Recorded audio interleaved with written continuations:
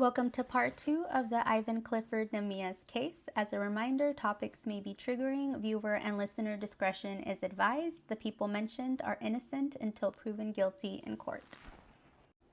In 1962, Nancy Robertson, a former patient, was sexually assaulted during her examinations with Dr. Namihas. Pamela Culberson was only 19 when Dr. Namihas sexually assaulted her in 1977. She told her husband, and he told her that she was crazy. Carol Ranger's husband told her the same thing after Dr. Namihas abused her as well. Lori Cervantes saw Dr. Namihas when she was 33, and after being sexually abused, she blamed herself. He told her that she had contracted a yeast infection from her husband and should consider a divorce.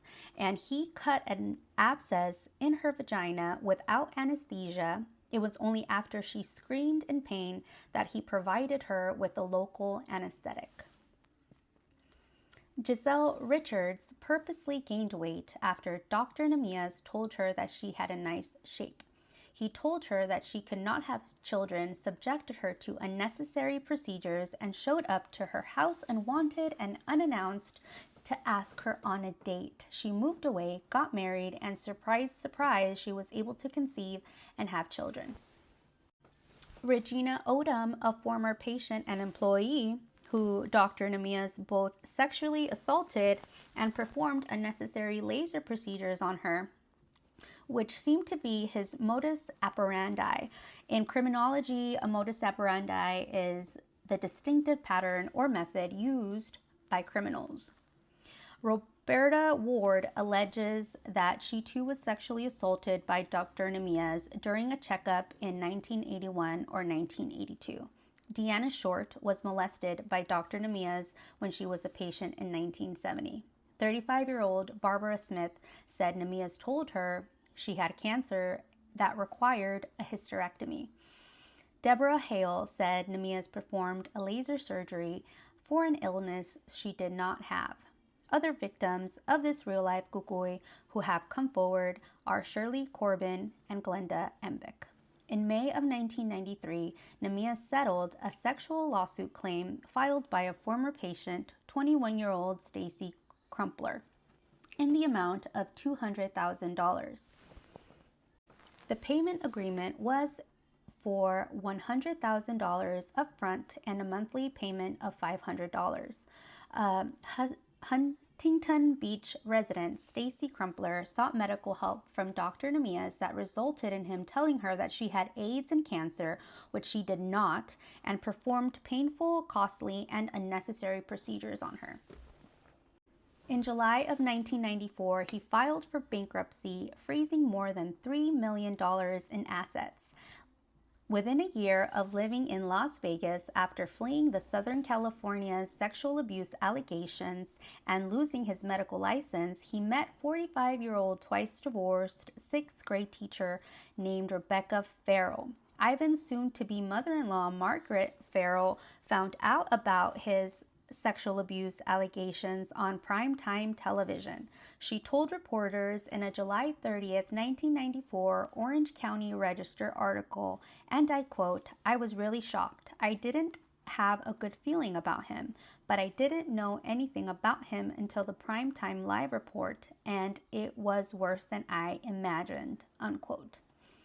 The broadcast of about the 160 sexual abuse allegations aired on April 1st, 1990, but this did not affect any of the members of the Seventh-day Adventist Church to oppose when Ivan Clifford Namihas applied to join their Las Vegas congregation and become a member in January of 1994.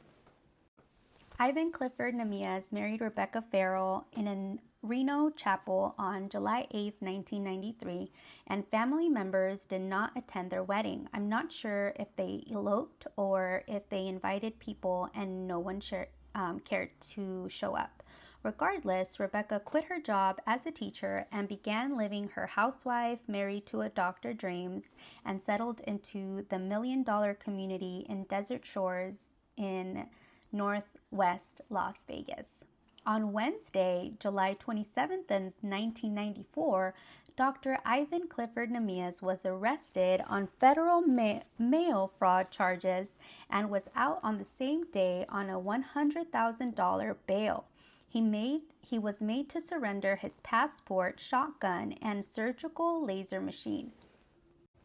The federal indictment court documents filed against Namihas by the Deputy Attorney General Randall Christensen called, and I quote, the doctor a malignant public danger who terrorized patients since 1962 with sexual abuse and incompetent surgeries, sometimes without anesthesia, unquote. Deputy Attorney General Christensen submitted declarations from more than a dozen women explaining in great detail how they were abused in the following manners. Dr. Namihas performed unnecessary laser surgeries, performed unnecessary hysterectomies, and if you don't know what a hysterectomy is, great question, I would love to tell you. It's a surgery where they take out a person who was born with female organs, their uterus and cervix. After having this surgery, the woman can no longer have children. If you want to hop into a deeper rabbit hole, I invite you to look up the origin of hysterical. And the term hysterical is an outdated psychological term that was introduced in 1880 and was still a thing in 1980. However, it was believed that those who possessed a uterus and this quote elective disorder unquote, sometimes removing the uterus was believed to alleviate the hysteria, hence a hysterectomy. He also performed a dilation and curettage procedure, meaning painfully scraping the uterine lining without anesthesia. He sexually assaulted a nurse in a utility closet while his patient was in labor in the next room. The woman having the baby yelled out something to the effect, and I quote, "Hey, there's time for that later. I'm having a baby over here," unquote. He made a woman have a C-section, not for the health of her or her baby, but so Dr. Namihas would not miss a ski trip. He fondled patients during physical examinations, and he told a woman one of her ovaries was too large and it could burst at any given minute. Between 1989 and 1992, the fraudulent claims totaled in the amount of $9,345. June of 1996, a jury convicted Ivan Clifford Namihas of 15 counts of mail fraud and was ordered to pay $63,000 in fines and restitution. Namihas, 64 at the time, chose his right to remain silent when given the opportunity to speak at his sentencing. Several victims of his misconduct believed he deserved a greater sentence. In October of 1996, he was sentenced to 2 years in federal prison for insurance fraud. He cried as the U.S. Marshals handcuffed him in the Santa Ana courtroom where he was taken to his prison cell. In 1997, Dr. Namihas filed a motion for a new trial, citing that a member of the jury failed to disclose that his wife had a hysterectomy. His request was denied.